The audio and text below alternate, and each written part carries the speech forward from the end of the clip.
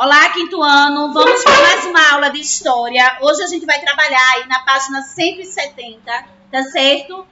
A gente vai trabalhar o domínio espanhol e as invasões holandesas. Os nossos últimos conteúdos trabalhados foi a primeira e a segunda invasão francesa, certo? Olha só, abrindo aí na página 170, a gente vê que a gente tem aí muito conteúdo para ser lido, tá certo? Então a gente continua daquela mesma forma. Já pega aí esse marcador, não é isso, gente? Marcador de texto, tá certo? Para a gente iniciar mais uma aula de história. Você que está em casa, abre aí na página 170. Eu acredito que a gente vai até 175, 176, certo? A gente vai fazendo a leitura, você aí em casa vai acompanhando a leitura, alguns alunos aqui da sala de aula vai fazer a leitura e aí você acompanha, tá certo? O domínio espanhol e as invasões holandesas, você também pode fazer a leitura dessa atividade. Aqui a gente vai começar com o nosso aluno Gustavo fazendo a leitura. Bora lá, Gustavo. Com o desaparecimento de Dom Sebastião, rei de Portugal, em 1578, na Batalha do Alcácer, Guiber. Guerra considerada uma cruzada e incentivada pela Igreja na África, onde os portugueses foram derrotados pelos mouros. O trono português passou para o seu tio avô, o cardeal Dom Henrique, uma vez que Dom Sebastião não deixou herdeiros diretos para substituí-los. Em 1580, com a morte de Dom Henrique, o trono português, após a disputa entre os pretendentes, mais uma vez ficou vago, gerando uma crise na distania, levando Portugal e Espanha a terem um único rei. Que rei foi esse? Dom Felipe II. E aí a gente grifa, não é isso? Dom Felipe II, rei da Espanha e sobrinho neto de Dom Henrique, assumiu o trono de Portugal, governando os dois países durante quantos anos? 60 anos, que foi de 1580 a 1640. Então, todas as colônias, inclusive o Brasil, passaram para o domínio espanhol. Certo? Tinha um bom relacionamento com os holandeses. Portugal fazia comércio com a Holanda, que refinava o açúcar brasileiro. Já os espanhóis eram inimigos dos holandeses. Então, a gente grifa aí essa parte que diz que os espanhóis, eles eram inimigos de quem? Isso porque a Holanda, antes sob o domínio de Espanha, declarou em 1581 sua independência. Por essa razão, Filipe II proibiu os holandeses de explorar o açúcar no América. O domínio espanhol teve consequências importantes para o Brasil. Entre elas, destacam-se as invasões de nosso território por holandeses na Bahia e em Pernambuco. Os ataques ingleses limitaram-se a saques contra alguns pontos do litoral, Santos e São Vicente, que não resultaram em ocupação territorial duradoura. Aí embaixo tem uma parte que fala assim: fique esperto. Vamos lá, Gustavo, lê para mim. Lá no finalzinho. Fique esperto, as invasões holandesas foram as mais importantes, ocupando por muitos anos região do norte do Brasil. Não, região do Nordeste. Os holandeses deixaram profundas marcas em nossa história. Isso mesmo. Página 171. Os holandeses na Bahia. Se eles aí deixaram muitas marcas no Nordeste, a Bahia, ela é um estado do nosso Nordeste, não é isso? 171. A notícia de que a a Companhia das Índias Ocidentais preparava na Holanda uma poderosa esquadra para atacar a Bahia, chegou ao Brasil bem antes de ocorrer a invasão. O governador-geral Diogo Mendonça Furtado tomou as providências possíveis para resistir aos invasores. Com os holandeses tardavam a chegar, os preparativos para recebê-los foram relaxados. Finalmente, em 9 de maio de 1624, quando os 26 navios da Holanda entraram na Baía de Todos os Santos, a resistência revelou-se insuficiente. O bispo da cidade, Dom Marco Teixeira, comandava os moradores da cidade em fuga desesperada para o interior, enquanto os holandeses conquistavam Salvador. Tomaram 8 navios que se encontravam no porto e incendiaram 7. A esquadra era comandada por Jacob Ui e transportava armas, marinheiros e aproximadamente 1.600 homens. As tropas holandesas eram comandadas por João van Dort. Grifa aí esse último parágrafo, por favor. Dom Marco organizar a resistência contra os invasores. As forças portuguesas e brasileiras, formadas pelos descendentes dos portugueses nascidos no Brasil, não eram suficientes para atacar frontalmente os holandeses. Assim foram organizadas guerrilhas para derrotar os inimigos. Por meio de emboscadas e ataques surpresa, os portugueses obtiveram um bom resultado. Um ataque comandado por Francisco Padilha, João van Dort, que havia sido nomeado governador da Bahia, morreu degolado. Misericórdia. E o que é degolado? Degolado é arrancado do pescoço. É o quê? Cabeça pra baixo. Degolou. Cabeça pra baixo. Não. Cada vez pior. As emboscadas praticamente os confinavam a Salvador, onde conseguiam ser abastecidos por mar. No fim de março de 1625, chegou o auxílio pedido à Espanha pelos portugueses.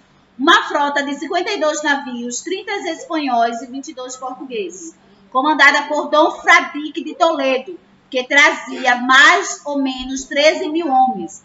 Os ocupantes holandeses foram obrigados a desistir da luta em 1 de maio de 1625.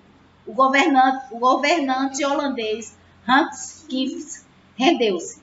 Os holandeses em Pernambuco. Vamos lá? O açúcar da capitania de Pernambuco estava dando um lucro fabuloso. Como os holandeses não podiam negociar com os portugueses por causa da Espanha, resolveram atacar novamente o Brasil. Em 1630, os holandeses tomaram as cidades pernambucanas, hoje Recife e Olinda. O governador de Pernambuco, Matias de Albuquerque, fugiu para o interior, tudo que não era núcleo urbano de povoamento. Fundou o Arraial do Bom Jesus, no sítio da Trindade, em Casa Amarela, de onde, ajudado por indígenas e escravos e por meio de guerrilhas e emboscadas, combateu os invasores. 173. Vamos lá. Ajudados por Domingos Fernandes Calabar, conhecedor profundo daqueles lugares, os holandeses conseguiram conquistar toda a região. Matias de Albuquerque deixou o Arraial e foi combater em Alagoas. Ao passar por Porto Calvo, conseguiu prender Calabar e mandou enforcá-lo. Olha só. Em seguida, veio da Holanda para governar as terras conquistadas. O alemão Conde João Maurício de Nassau. E aí, gente, quando a gente vai para o centro da cidade do Recife, tem as pontes de Maurício de Nassau. Não é isso? Durante seu governo, o Recife, chamado de Mauritsstad, cidade Maurícia, tornou-se a capital do Brasil holandês. Fatos que marcaram seu governo. Vamos lá? Deixa eu mandar cada um ler aqui na sala. Primeiro, Maria Clara, o primeiro fato. Bora, gente. Criou orfanatos e hospitais. Segundo fato.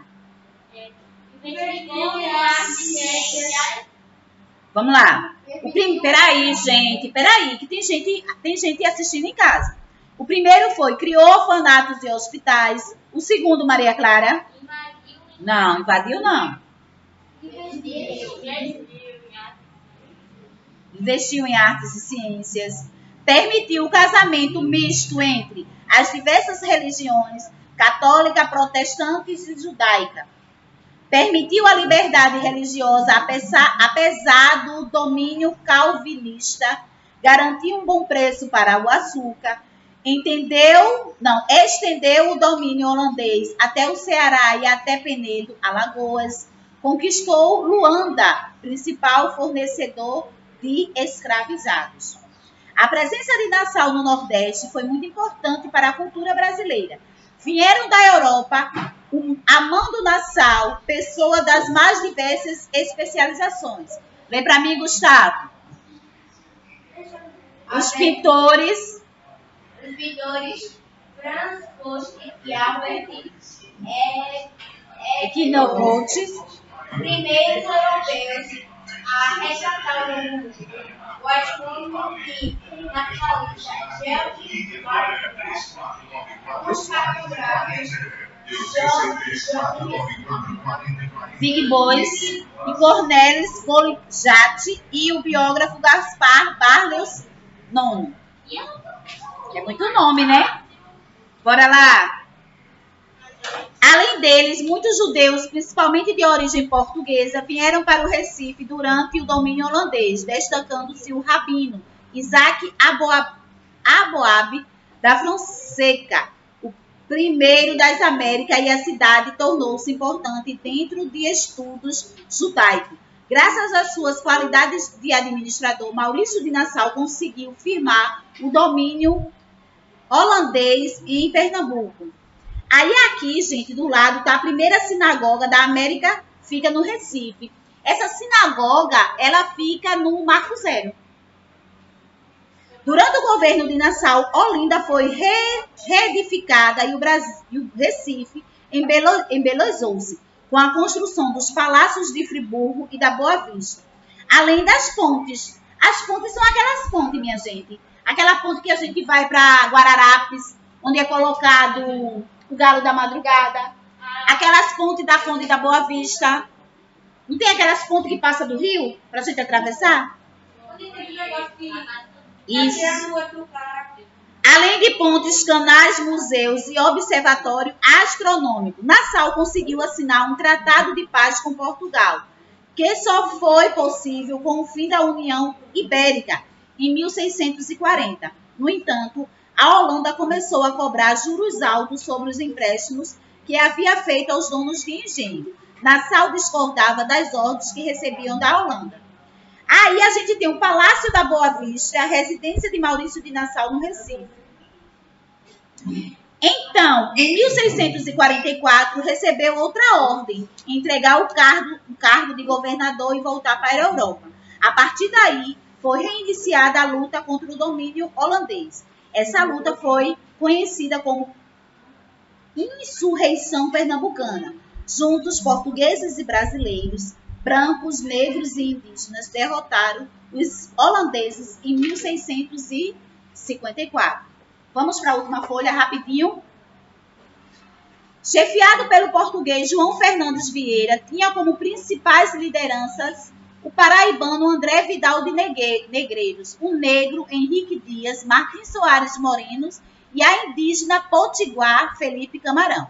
O governo português, tendo firmado com os holandeses um tratado de paz de 10 anos, não pôde oferecer aos revoltosos do Brasil, pelo menos oficialmente, os recursos necessários para que eles conseguissem seu intento.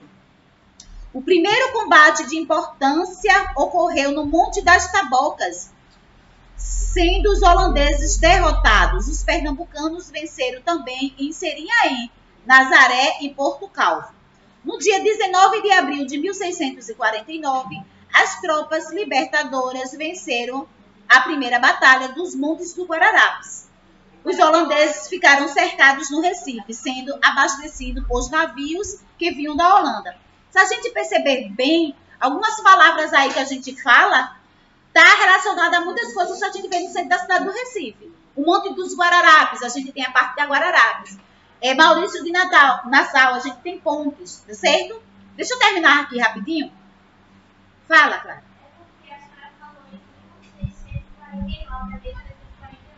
Então tá certo. É 1648. Em 19 de fevereiro de 1649 ocorreu a segunda batalha dos Montes dos Guararapes. Aí vocês grifam. Os holandeses tentaram romper o bloqueio do Recife, mas foram novamente derrotados. As lutas prosseguiram durante quase 5 anos, ficando cada vez mais difícil a situação dos holandeses, que foram obrigados a se render. Em 28 de janeiro de 1654, houve então a entrada no Recife de André Vidal de Negreiros e Francisco Barretos de Menezes, recebendo a cidade do mestre de campo General Espocupe, para cumprimento das condições de capitulação, ou seja, um acordo de paz e a retirada de tropas holandesas no Brasil. A gente viu que aí, quando a gente falou sobre esse domínio espanhol e as invasões holandesas, está aí relacionado ao nosso Nordeste. E aí a gente fala da cidade do Recife e a gente fala também da nossa cidade, do estado, da nossa cidade aqui de Olinda, tá certo? Olha só, essa é a primeira parte da nossa aula de história. Daqui a pouco, tia Fabiana vai aí responder aí a página 176. Então, fica ligado para a gente já daqui a pouco responder a página 176.